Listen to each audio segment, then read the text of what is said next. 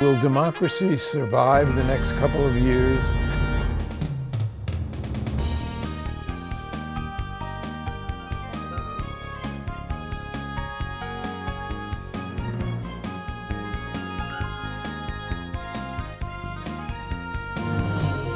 Access to Democracy is made possible by donations from the following organizations. Thomson Reuters, a global company with expertise and insight to unravel complex situations in the areas of law, tax, compliance, government, and media. Their worldwide network of journalists and editors keep customers up to speed on relevant global events. Thomson Reuters, The Answer Company. Crutchfield Dermatology, a full-service treatment center and Medi-Spa in Eagan. Their goal is to help you look good and feel great with beautiful skin.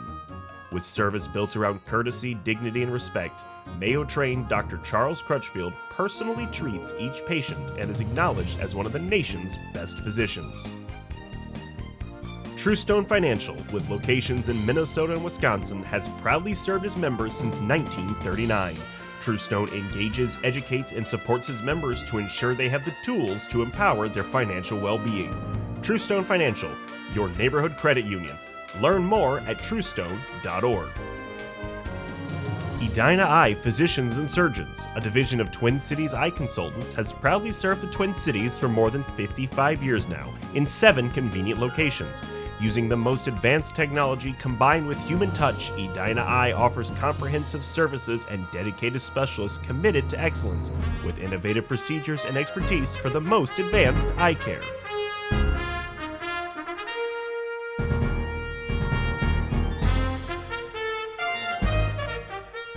Welcome, Alan Miller with you again. Access to Democracy. We have a return guest, and he's been a guest on several occasions, and always an interesting interview with Dr. John Steubs of Tria Orthopedics, who also is the chief doctor of the Twins, although now he's Dr. Emeritus. And it's very interesting. The Twins have some great years, and as soon as he stepped aside and became emeritus, they went into the tank. So I think there's a direct correlation there, and we're going to follow that up. John, welcome. Thank you, Alan. It's nice to be back. I always enjoy this time with you. Well, it's nice to have you. And 31 years as medical director of the Twins, which is an incredible run with a major league team. Or this is your 33rd year, but I know your status has changed slightly. So tell us about that. Well, I've been with the Twins since 1989. And so, as you know, for many years, I served as medical director. And then in 2019, I was named medical director emeritus. And so I'm still associated with the ball club. I still help with, player injuries and decisions. I still cover games and things, but I'm not the person who is kind of running the day-to-day medical care. And that is provided by a new young doc from Mayo, who's really just an outstanding young doc. And he's let me stay on emeritus. And I really am very happy that he values my experience and opinion. And so I serve as more of a consultant to him and to the medical staff now. And so his name is? His name is Dr. Christopher Camp.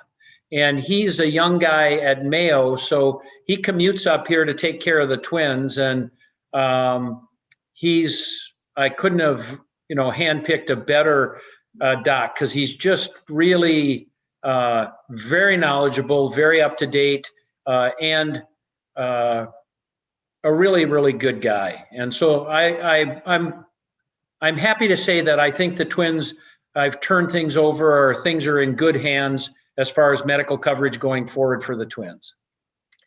Well, you started out, I guess, in Rochester, in South Dakota, and then you moved to Rochester, where you were a football and track star. And all of a sudden, you're up here in Minneapolis with Tria Orthopedics and the Twins. As a matter of fact, I think you're one of the founders of Tria. And not only that, but which is one of our, I go there for most of my broken bones. Unfortunately, my femur emergency required taking me elsewhere, but and it hasn't been the same since. All the broken bones that I have from Tria have healed beautifully. Well, thanks. And I just want to have a disclaimer here because I didn't have any part in that. It was my wonderful colleagues who've taken care of those various injuries of yours. And yeah, we have just a slate of really terrific docs, both non-operative people and surgeons, orthopedic surgeons. And so I'm proud of Tria because it was kind of community changing. We started the first kind of walk-in orthopedic clinic, and everyone has kind of mimicked and copied that. And it's led to much, much better orthopedic care in the community. So I'm still part of Tria. I'm still working there and very proud of what we started in this, at Tria, but in the community too. Now, you are one of the few doctors who has a World Series ring. 1991 Twins World Series. They thought so much of you as part of the team that you were awarded a World Series ring.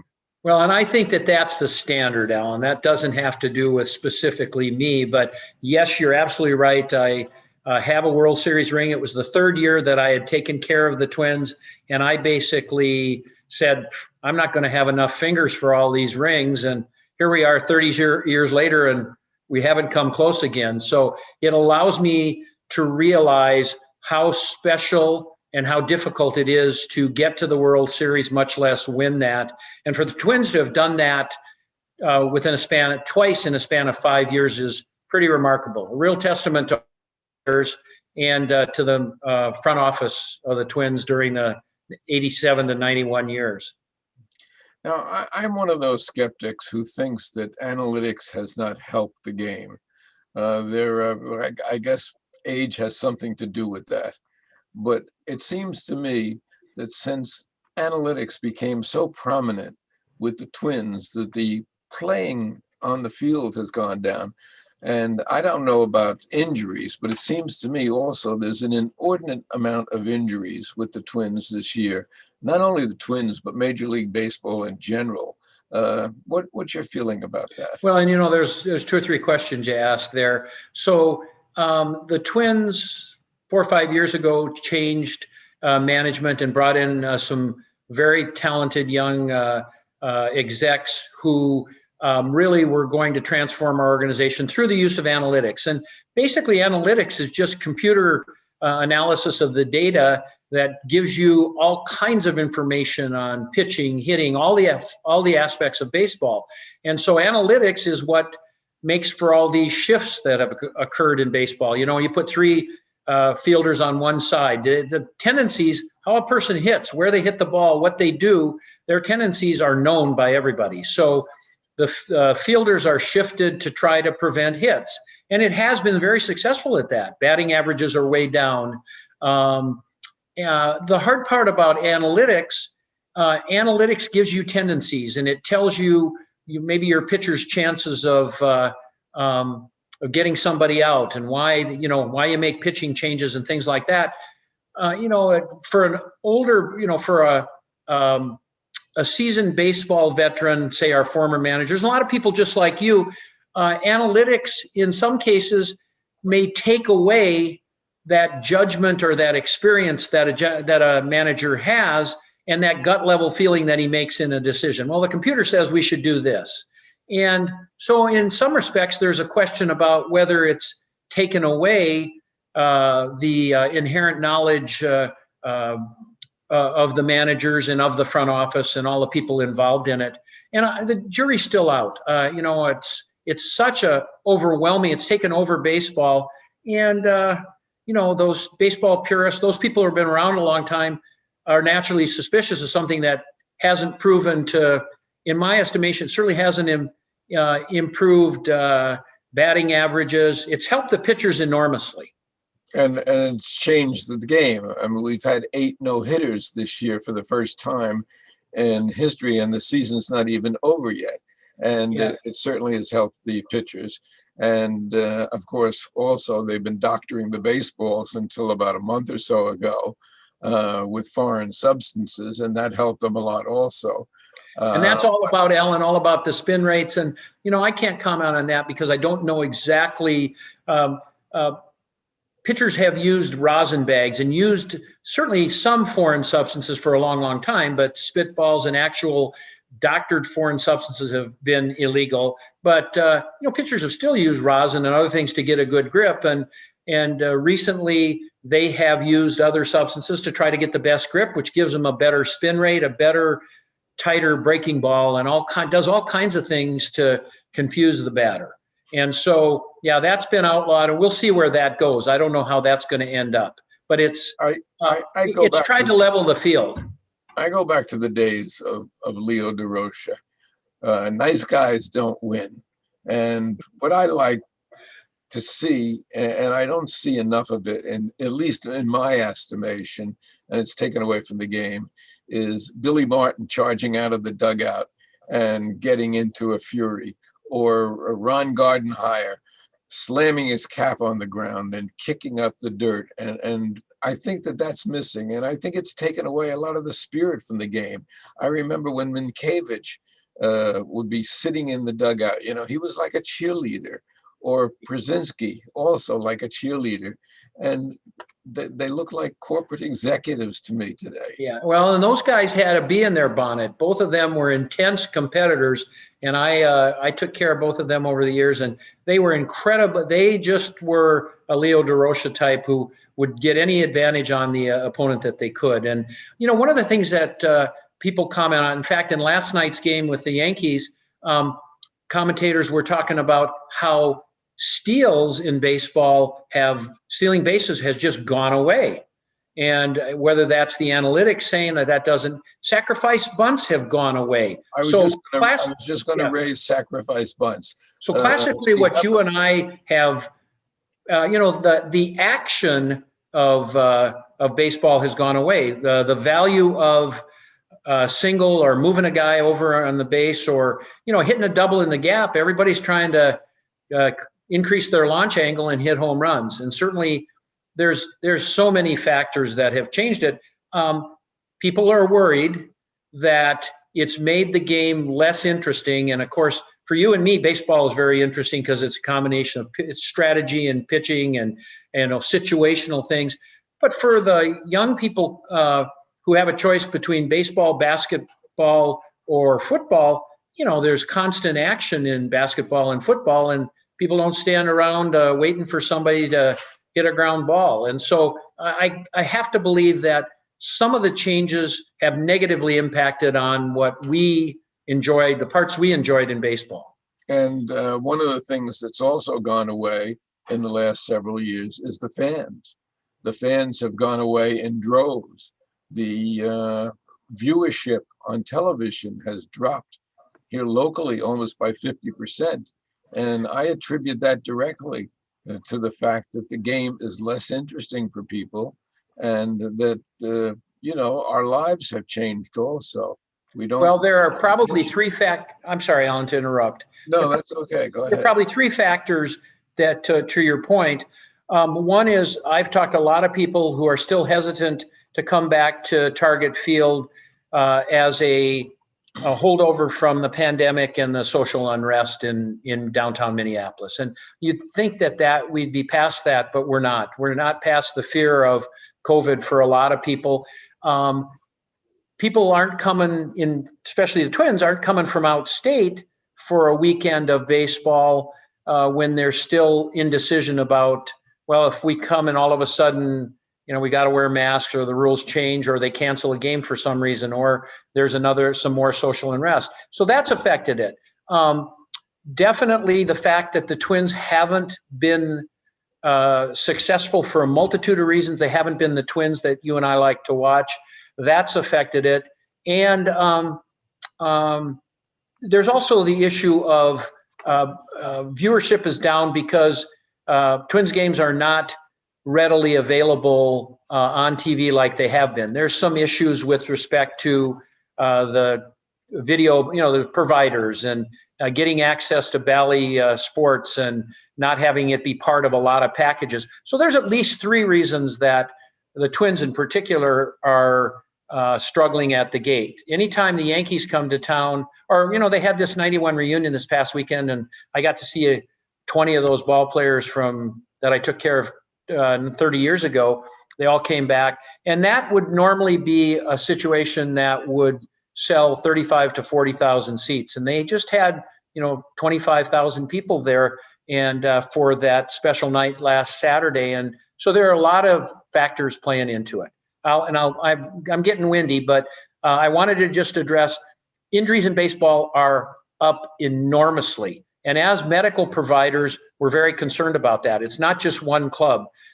Some people say, hey, there was a year off when people didn't have their normal routines. We're relying on a lot of our minor leaguers to come and play, pitchers especially, who missed a full season. And you have to realize that all the minor leagues were shut down last year. The only access was 60 games at the major league level. So that potentially impacted. I think training there, we're going to look at, is there some change across baseball in training techniques? Are we making these guys bigger, faster, stronger? I raised the question, have we forgotten about flexibility and conditioning? Is it all about strength in our goal to have a bunch more home runs? And so nobody knows. There are a lot of real smarter minds than mine that are going to analyze this, but injuries are up over 100%. And I've had that feeling also, just what you were talking about, the difference in the players and the difference in the emphasis on the home run. And there were always home run hitters, and we were always excited by them. But, you get a young player that comes out of nowhere, like Ohtani with the Dodgers, and it's a whole different world. He is a fallback to the old baseball player, and he actually pitches and hits. Incredible. He's Babe Ruthian. Yeah, I don't think he's with the Dodgers. I'm not sure who he's with. No, he's with the Angels. The Angels, that's it. The Angels. Yeah, and I've watched him. He is a very tall, big man and unbelievable player. I mean, he is electric and fun to watch. And, the Twins have suffered by a shortage of good pitching. We've had inordinate number of injuries to key players. Donaldson's been out a lot. Max Kepler's been out. But, our spark plug in center field has been missed a ton of games. Byron Buxton has missed a bunch of games. He came back, is ready to go. First game back, he gets hit and breaks a finger and is out for 6 more weeks. And so he is a special player who ignites all the players around him. And not having him has been really, really a blow. And it's just one of the things that we've dealt with. Injuries have really decimated us. I've watched a lot of games. I'm still a fan. And, many times we're playing 5 starter major league guys, and 4 of them are capable guys from our 40-man roster who've been called up from AA or AAA, but they're not seasoned big league hitters yet. We talk about that all the time, Sharon and I, the fact that I say you're not going to recognize 5 of the starters because they weren't there at the beginning of the season. Now, I want to mention also the fact that I think one of the really good things, and I think the Twins have a great front office. Dave St. Peter comes on before the season every year, and we have a session, and I think he's one of the best executives in baseball. I think one of the smartest things that they did was to make an alliance with the Saints, where we have our minor league AAA team 8 miles away. And it certainly has paid dividends this year in certainly bringing up young players and giving them the experience that I hope is going to show down the road. Now, you also handle the Saints as well, medically, right? Yeah, no, I help with that. So we provide coverage to the Saints for their games and when they have injuries. And so it's fantastic to not have them have to come in from Rochester or someplace else. If someone's hurt, we can just run over there and see them, or they can come to the big league side and be seen. But I'll tell you, having your AAA affiliate in the same community is amazing because, for the 30 plus years I was doing that, people would come from, they were catching 5 o'clock flights out of Rochester, or I've lost you, Alan, as far as I'm getting a notice here. I can't see you, but anyway, it's, to your point, it's a lot of people can't see me, John. Okay, no, it's remarkable. I can still hear you. So it's remarkable, a remarkable situation. And, the nice thing about it is that the Saints are still having terrific attendance, which is, it's the level of baseball is arguably better because it's a AAA team, but the festivities still go on, and Saints baseball is still Saints baseball with maybe an uptick in the level of play. And their level of play has really been much better of late, to the point that they're definitely a playoff team. You know what, Alan, and to the credit of the organization, one of the things that really has happened is it's really easy to steal a starting pitcher over there to come in and start a game on the big league side. It really is that closeness allows for a lot of things to be done that maybe couldn't be done in the past. And, it's been a struggle for the Saints to maintain their AAA roster, just like at the big league level, we have all the minor leaguers, AAA and AA, coming in here. Every time that happens, somebody has to be moved up from somewhere else in the organization. So to their credit, the Saints have done remarkably well with the number of roster moves and changes they've had all season. Now, you were one of the first doctors who really decided to get into the field of sports medicine long before it was the specialty that it is today. I know that you trained under Dr. Robert Hunter at the U, which probably had something to do with it. But what led you to that career path? Well, I grew up in Rochester, as you've noted, and I played sports. And so I was always, when I chose a path in medicine, I decided to choose orthopedic surgery, which happens to be a field that, whether it's old athletes or young athletes, where no matter what my patient population, we have the ability to restore people back to physical health from an orthopedic problem. And, I happened to just hit it at the right time. I was in training at the University of Minnesota when arthroscopy became commonplace. I learned to do arthroscopy in my residency, but I chose sports medicine because I really chose orthopedics first, because it was so nice to be able to restore people back to physical health. But then at the time I chose that, suddenly this field of sports medicine came into play, where we're taking care of and restoring athletes back to play, or taking care of them and providing them conditioning and care. And that just fit with my background love of sports. And so I wasn't a pioneer in that field. There was a whole, my mentors like Rob Hunter and others, there was a whole generation before me who started sports medicine. Harvey O'Phelan here in the cities was a Munich Olympic doctor and a sports medicine doc taking care of the Gophers. He was one of my senior partners. He's the reason I'm taking care of the Twins. So I kind of came in, though, at a really good time when arthroscopy came in, and I learned it in my residency. I knew how to do it. I could apply those things to my patients. So some of it was a chosen path. Some of it was just really, really luck. Well, one other thing that I wanted to talk about that bothers me with the rules is extra inning games where you put a man on second base. This drives me absolutely crazy. And I'd like to get your feeling about that.